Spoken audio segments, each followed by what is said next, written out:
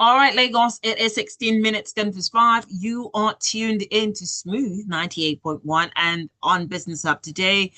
We'll be talking about agriculture and shea nuts. Yes. So, if you aren't under the rock, one thing is the government has decided to ban exports of shea nuts for 6 months to develop the sector. Well, there have been lots of reactions to this. While some are of the opinion that this shouldn't have been in the first place. Well, we'll get into all that insight. However, joining me and sharing his thoughts today is my guest in the person of Air Vice Marshal Tunde Awoyoola, retired. He's the MD CEO of Nutslink Ltd. It is a cashew processing company that is located in Ibadan. And he is also the Vice President of Cashew Processors and Packagers Association of Nigeria. Good evening, sir, and good to have you with me. Yeah, good evening, Joy. Thank you very much. It's my pleasure to be here. All right, Lagos, you also, well, my guess is in Ibadan, but it's not just that he's in Ibadan. It's a fact that he's going to be sharing so much insight. I can't wait to ask this question. There's certain things that have been on my mind, and I'm sure that you at some point have had those thoughts as well. So we'll get into all that. In case you're wondering how you can be a part of Business Hub this evening, what you can do if you're in this space, if you're in the agricultural space, if you're also one who's thinking of export imports when it comes to nuts, we'll be talking about that. You can have your thoughts in, your contributions via WhatsApp, and the WhatsApp number is 0911-999-0981. Well, that's a platform you can share your thoughts, and we'll get into all that and so much more. Okay, let's start off. Let's start off with your business. I know that you're involved in cashew processing. Let me Yes, walk us exactly. through how your business works. Oh, cashew processing, as you know, is a processing. So that Right. is means value addition. We add value to raw cashew nuts. You know Awesome. how cashew nut is produced? It's produced from the tree. We have cashew apple and we have cashew nut, which is the nut at the bottom of the apple. Hot. True. So it's a very nice business, and because it has a lot of benefits that not for apart from the person that is doing the processing, Right. for the country large, in the sense that it creates a lot of it has a room for large employment. You know, Awesome. cashew processing is a long series of activities, long series of activities. Unlike Mm-hmm. granite, that you can just, the moment you just bring it out of the ground, you can even crack the nuts and Mm-hmm. then either boil, roast, or do that. You can't do that with cashew nuts because the shell is very hard, and it is something that before you can break it, you have to go through a lot of activities. So I it agree. involves, first of all, after procurement, you need to sort it, you need to steam cook it. After Wow. that, you cool it. After cooling, you have to shell it. That is when you can now shell it, remove the shell. After that, there's still the tester inside.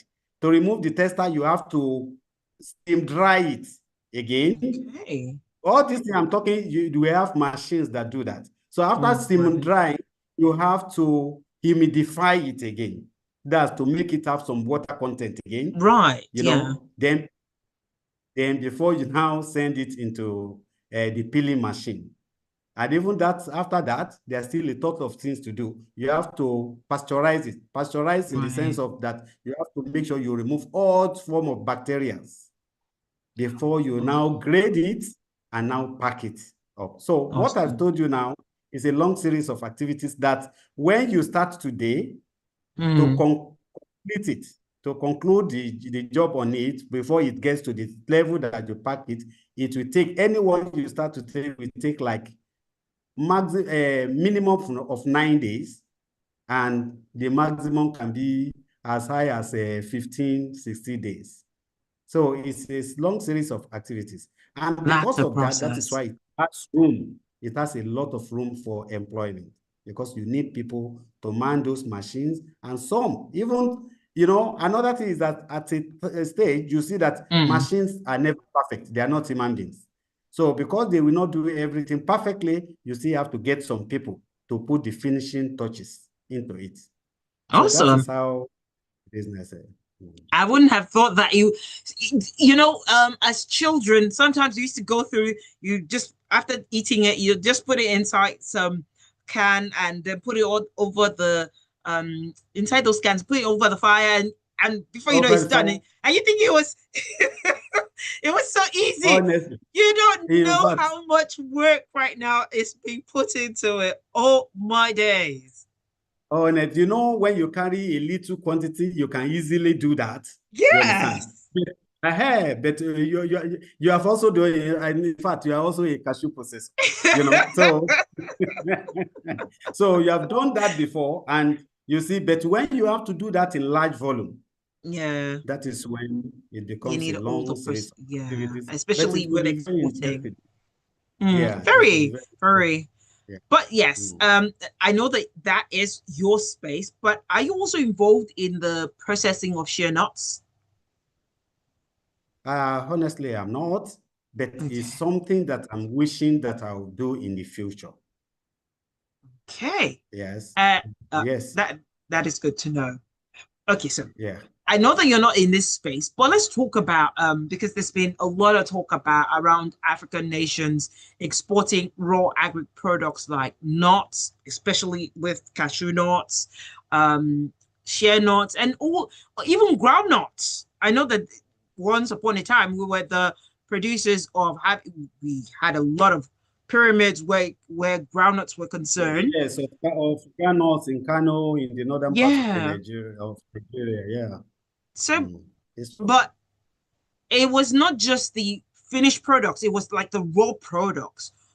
So why Yeah. is it that we aren't in that space, or is it that we why can't we process finished goods as well and export them? Because why are we only exporting the raw agri products? Is there some hindrance to this? Okay. You're asking why are we exporting raw nuts and not finished products, Not, right? yes, yes. Oh, okay, Because okay. it You used to know, be okay. Go ahead, go ahead. you see what I've told you about processing cashew nuts. You Yeah, understand? It yes, yeah. is not only, it is tedious, you True. understand? It is tedious, and also to set up a facility that Mm, for cashew processing, for any nut processing for that matter, is mm. sort of capital intensive. You get it? Right. So, and it is capital intensive. It is always very easy to carry raw materials. And since there are people who want to buy, you want to sell it. But the question is that the best for our country? Is that what is good for our country? Mm, Honestly, no. The answer is no. Yes, the answer is no. Because every nation aspires to develop its economy, to develop its economy from resource-based economy to industrial-based economy. You understand? So, and what the economics, or yes, what the economic experts say is that when you export raw materials, whether it is not, whether it's whatever, when you mm. export raw materials, you are exporting raw wealth, and you will end up importing raw poverty. You understand? Oh, Because okay. if you, yes, definitely. Because when you export it like that, definitely the Hmm. people you are exporting it to, they are going to use it for something. They are going to use it for something. And Most that one thing definitely. they are using it for, you also need it. You get it? So they will add value, and then they will send it back to you that you buy And at a higher price. Compared, right. you understand? So that is it. And so that is why we need to ask ourselves, is that what is good for our nation? Is that what Mhm. we should be doing? Definitely. The government has always been talking about economic growth, economic growth. That is the only way we can grow. We need to add value. Instead of exporting raw, we need to add value to whatever we have. If we do that, we're going to use it to create job. That is one. You remember in those days when we were growing up, if you see a lot of industries, a lot of factories in Kano, in Kaduna, even in Ibadan here, we used to have a lot of A them. lot of But where are they now? mm, Yes, and that is why our youths are not having jobs. And that's why we have our youth doing banditry, going into criminality, and all sorts of vices. You get it? So we need to create job. We need to be determined and deliberate that we want to use this to create job for our people. So that is why it I is like that. better to finish the good, to process it, add value before we export. And then the foreign exchange that will come after, if you export raw, Right. will be lower than that of, yes, at least so that all those trade imbalance that we used to get We'll now have is a going to reduce or to be in the surplus rather than deficit if we continue to add value to our commodities. I like that. I like that indeed. If we had add value to our commodities, there's lots of possibilities that are bound. But let's get into your business. So I know that this is something you do and you're passionate about it, but really, is the nut business, is it really lucrative?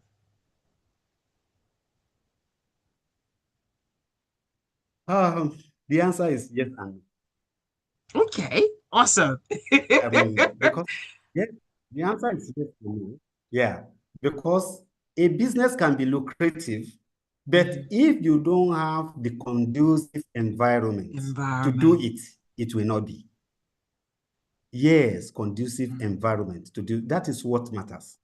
So, and we always say it is the government that will provide the conducive environment that we're talking about.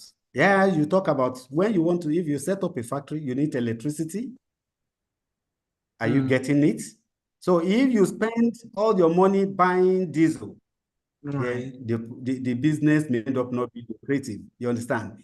If you Ooh, have to move your goods through bad roads, they may get damaged.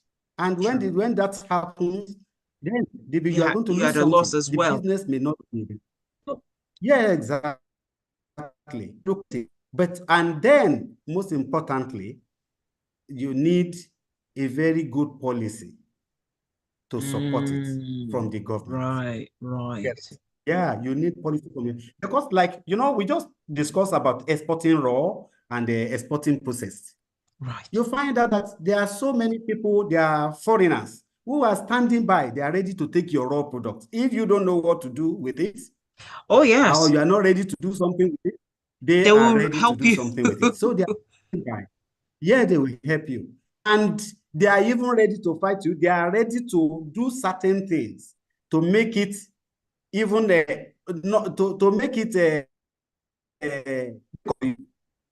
to make the difficult the business not to be lucrative for you, so that you will be discouraged. Hmm. So they have policies. That's why when they are ready to buy at any price. Mm. If you buy at that price, you will bite your finger for it.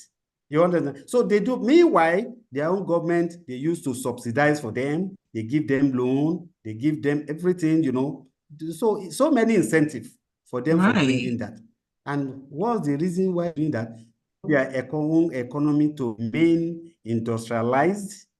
If you don't mind, allow yourself or your own to remain at resource based. They want to use that to create jobs for their own citizens. If you like, allow your own citizens not to have jobs so that they can be doing banditry and criminality. So it's left for Honestly, you. And that is why all these businesses, we need government to step in, come up with policies that we put our citizens, our farmers, our processors, and everybody involved, all the value chain stakeholder, that is going to put them at an advantage above just right. exporting raw commodities abroad. Yeah. All right. All right. We have a quick breather coming through. But before I go, I'd like to ask this question. When we come back, I'd like you to share your thoughts on that. I'm talking about cashew business and the processing. I like to get to know if the what's the setup like, especially for any aspiring cashew processor that would want to get into the space. Is it easy? And what do they need to know? Well, when we come back from this quick break, one we'll definitely touch on that and more thoughts, especially on the ban on shea nuts, because some have said that if this is happening to shea nuts, what of other nuts? What could happen to cashew nuts and other types of nuts that we also export to other countries? But we'll talk about that after this quick break. Lagos, don't go nowhere. Stay tuned to Smooth 98.1. And you're listening to Smooth 98. Okay, thank you. So we just take a break, just under a minute, and we'll be back in. All right, all right. Relax in comfort on board with our world-class hospitality. Explore up to 6,500 channels of entertainment and stay connected with free Wi-Fi.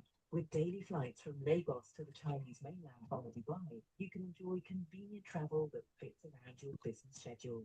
Fly Emirates. Fly better.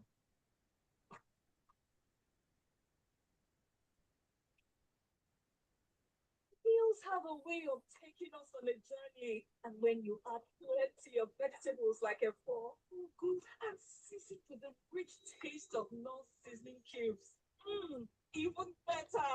So go ahead and elevate your meals with more vegetables and the rich taste of no cubes. Today, eat for good. Tools and tips for a successful business.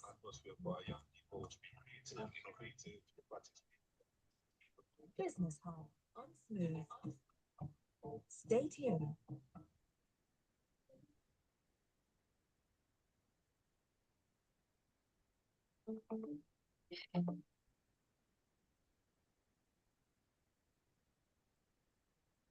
All right, Lagos, it is 33 minutes gone past 5. You are tuned in to Business Hub here in Smooth 98.1. And if you're just joining in, what we've been talking about, well, the agribusiness, especially where nuts is concerned.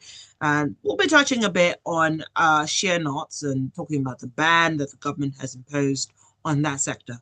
But it's not just about the ban. It's also will it also affect other, nuts and agricultural produces? Well, my guest in the person of Air Vice Marshal Tunde Awoyoola, retired. He is the MD CEO of Nutslink Ltd. It is a cashew processing company that is located in Ibadan. And he's also the Vice President of Cashew Processors and Packagers Association of Nigeria. Well, welcome once again to Business Hub. And earlier on, we're talking about your business. And I wanted to know, before we went on that quick break, I wanted to know if basically how long it takes to set up and set up if one wants to get into this kind of space. What do they need to know? How do they need to go about it? Is it expensive? Is it relatively cheap? Or because when you mention machines that they will need to have, what is it like?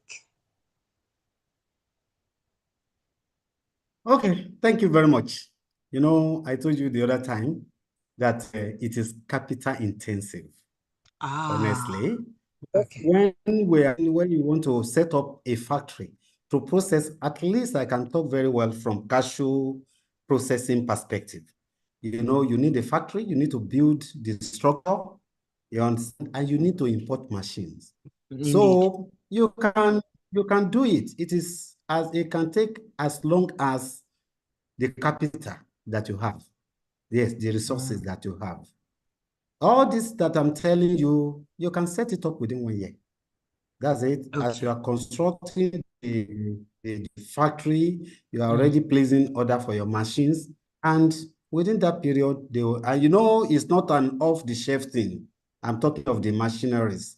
It's not an Indeed. off-the-shelf thing. You have to place order, you have Order for to it to produce arrive. it for you. So it takes some time. So at least minimum, if you place order, it will take you in fact, like 6 to 9 months before you can get those machines back. Oh. You understand? Yeah, definitely. You understand? And like I'm saying, no matter how, like, it depends on the size of the fee that you want to have. You may want to have a 5 metric ton per day factory. You may want to make it 10 metric ton, and you may want to make it 50 metric tons per day. So it depends on how large your pocket is, so you can decide that. But my own advice for those who will want to come into the business is that they should study it. You know, any business you want to do, you need to understand it perfectly, or that you know all the nitty-gritties, you know how it goes, and you need to you need to have passion, especially passion for it. It That shouldn't is just what be I would about advise. the profits that you're looking at. No, it's not about the profit, because honestly, it's not a business that you start today and you start to make profit. In fact, you may start with a loss. Oh my You goodness. even start to make losses. So, but like I said, there are so many challenges in the business, and the challenges could be solved by government intervention. It's mostly related to how conducive. Yeah, there are so many things that government needs to get the business profitable for the operators and benefit the country. Okay, that is good to know. All right, let's talk a bit about well, in the agri space, and I know that you play a lot in this space. Let's talk about the ban on shea nuts. I know that Nigeria wants to develop its local industry and process more finished goods. Do you, in your own opinion, is a ban on export the right way to go about it? Yeah, thank you very much. Ban on exports is one of the toolkits. It's one of the what we call agri-policy toolkits that the government may use to at least improve, to grow its economy.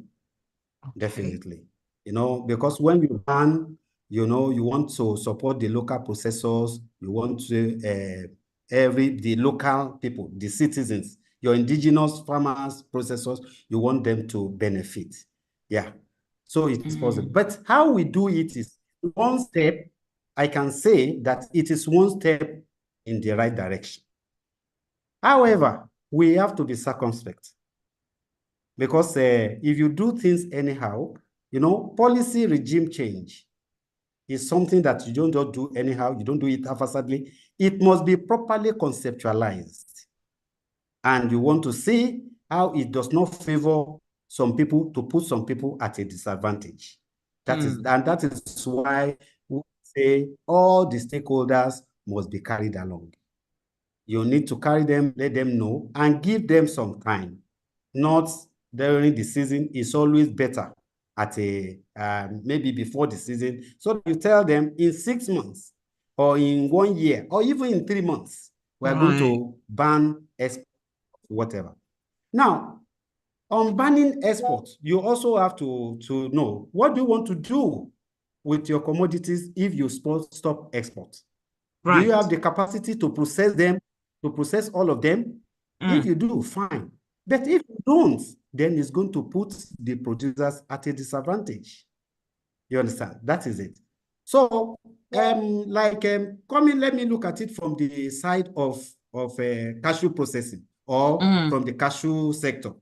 You know, we always say, like, in this country now, we produce like 350,000 metric tons of raw cashew nuts, above, so to say. That's the data we have as of 2024. So 350,000 metric tons annually. And we have the capacity to process up to or slightly above 150,000 metric tons. You get it? So we will not advise the government to do outright ban. Right. Yeah. Even at that, as we have 150,000 metric tons, you'll find out that in cashew sector, with that facility, with the capacity to produce 150,000 metric tons, we process less than 20,000 metric tons. You understand? So you wonder what is happening. Yes, because there are so many people from outside who want to take it, and they want to put the local processors at a disadvantage. You get it? So what the government should do, what we advise the government to do, is to create windows. Create windows, and before I go to the windows, I told you that we have up to 150,000 capacity, and we are processing less than 20,000 tons. And the reason is because the local processors don't even have access, find it required to act the raw cashew nuts. You understand me? Okay. So in that case, instead of allowing foreigner to come and cut away all our raw materials, what we advise the government to do is to create a policy. The policy that we create at the beginning of the season, give your own indigenous processors the room to acquire. That is the time we say you can pause exports. Right. Allow the indigenous processors to acquire. When they acquire what, they will not buy more than what they can possess. And we know the capacity all of them. So when they take that one, the remaining one, open window for export. Understand? You cannot do that. I think that is something that is going to favor everybody. But I'm listening to some propaganda, you know, but I've been listening to some propaganda on, they want to kill the farmers. They want to disadvantage farmers at the disadvantage. They want to subsidize the processors. Those are blackmailers. There are ways to do it. The government can still control it. If we have a very good body, we have good association of the value chain stakeholders, they can control it. The time when they say local processor can ban, even if they ban, if we can process everything, we need to export, we can protect it. We can protect it so that we add value to all this thing. All you need to do is a very stable commodity. They will determine fair price, and they will say, okay, the minimum price. They usually, that is what they do in some countries. They determine this, that you cannot go. This is amount you can actually have. Right. Yeah, that you can. So it is take the farmers. So all these shout, they want to kill farmers. They come.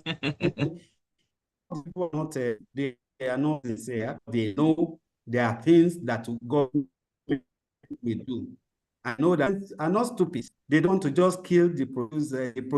That would be counterproductive. We need to protect them. Okay. Ooh. All right.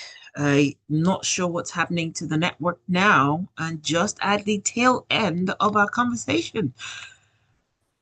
Okay, if you can hear me, Marshal Tunde, can you hear me? Okay, hopefully he will reconnect so we can wrap up. And I don't know.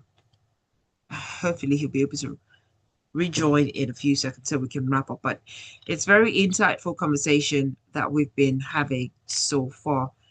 Are you back with me?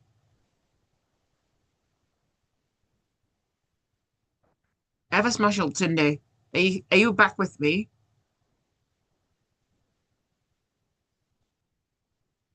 You're muted, so please kindly unmute.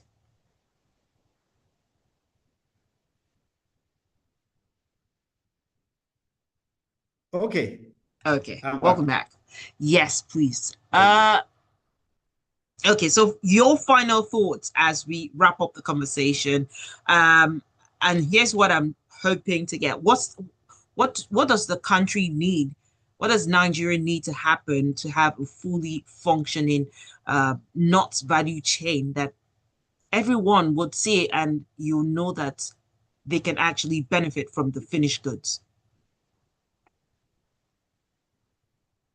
Okay, actually, as a country, I always say that we need to determine what we want. Do we want to export our commodities raw, or we want to do value chain addition, value addition? Definitely, the right way for us to go is to do value addition, and the government needs to step in when they need to come up with policy, with good policy that will help all the value chain stakeholders. I also want to correct something. When there was the shells, people are saying they need to carry stakeholders along to inform them. They need to. If I want to use what is happening in Kano as an example, it's not that the government does not call people. Sometimes when the government want to carry them along, they won't want to respond. For instance, we have National Cashew Association of Nigeria. Okay. The body has been hijacked. Some mafias. You know, past 2020, between Ministry of Industry and Ministry of Agriculture. The network is going iffy again. Oof. And we need to wrap this up.